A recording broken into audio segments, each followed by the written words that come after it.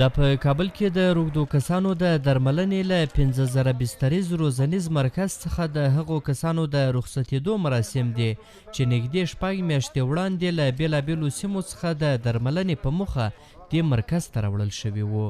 چارواکي وایي چې شاوخوا 1500 هغه روږدي کسان چې تر درملنې وروسته یې اوسمهال وضعیت ته ډاډ وړ دی له دې مرکز څخه رخصت کیږي. د دوی په خبره چې په تېرو 6 میاشتو کې په بېلابېلو برخو کې دغه کسان چې پخوا په نشهیي توکو روږدي وو زده کړې ورکړي دي.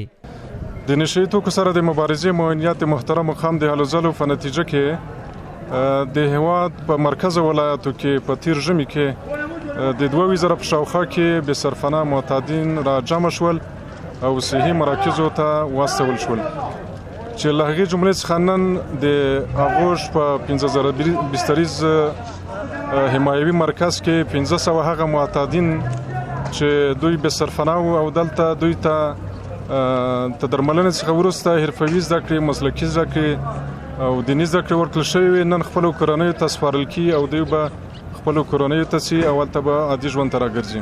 له نشهیي توکو روغ شوي دغه کسان وایي چې تر نشو وړاندې ژوند له ګڼو کړاوونو ډک و او اوس پلان لري چې د خپلو کورنیو ترڅنګ نوی ژوند پیل کړي. زیات خوشحاله یم، بالکل زیات خوشحاله باقیم د الله تعالی موږ باندې رحم وکړي چې دغه مصیبت نه خلاص. نه ډریور یم، د ټیلر ډریور یم، ولاکه وړوکی موټر مې چلوي.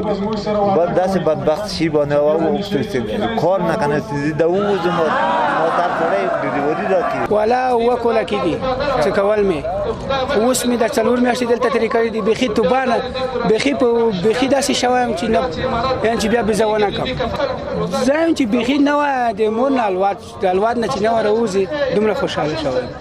د دوی په خبره چې له دې ځای څخه تر وتلو وروسته به یې پر وړاندې لویه ستونزه وزګارتیا وي او حکومت یې په دې برخه کې مرسته ورسره وکړي. بس ان شاء الله دغه د خپل دولت ځنه غواړم دا دومره کومکونه مرستونه کړي دا کومک د کوم ورونو سره کوي چې کسب نه لري، کار نه لري، تعلیم نه لري، هغه وروره وی سالته ځان سره ونیسي او کسب کار ورته زمينه ورته تایل کی. له حکومت څخه مو غوښتنه ده چې موږ ته د کار زمينه برابر کړي او آزاد اوسو ترڅو د خپل کورنۍ لپاره یو ګوله حلاله ډوډۍ پیدا کړو. لار می وطن می راو دلته او تداوی شوی دا ډیر ښه شوی دا بالکل ښه شوی دا د 15 میاشتې هم دلته مونږ ډیر خوشاله دي دولت نو چې دا ښه شوی دا. دغه ورځ د کابل ښار شمال لور ته بیا د هغه تنکي ځوانان دي چې په نشهیي توکو تر روږدي کېدو وروسته دلته راوړل شوي وو او له درملنې وروسته اوس خپلو کورنیو ته سپارل کیږي. چارواکي وایي چې دغه له عمره کم ځوانانو بېلابېلې نشې کولې چې د حکومت له لوري تر راټولېدو وروسته یې درملنه په یوه جلا مرکز کې پیل شوه. د تربیت او اصلاح د اطفال د ادارې څخه د 4 په شاوخوا کې هغه زیر سن اطفال دي چې د نشهیي توکو په برخه کې د تیر ژمي په جریان کې د پولیس سوخته او د ښار د نورو سیمو څخه نیول شوي وو. تر تداوی درملنې وروسته نن دوی خپلو کورنیو ته وسپارل شول.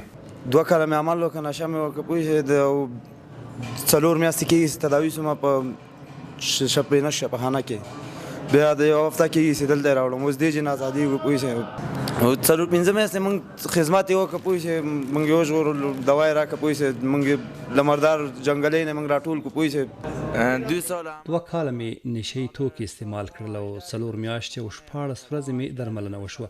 اوس بیخي ښه شوی یم الحمدلله. د یادونې وړ ده چې د افغانستان سرپرست حکومت واک ته له رسېدو سره په ټول هیواد کې د نشهیي توکو پر کښت بندیز ترڅنګ په نشو روږدي کسان له پنډغالو څخه روغتونونو ته راټول کړل او ژمنه یې وکړه چې درملنه به یې کیږي. احسان الله کریمي، CMG، کابل.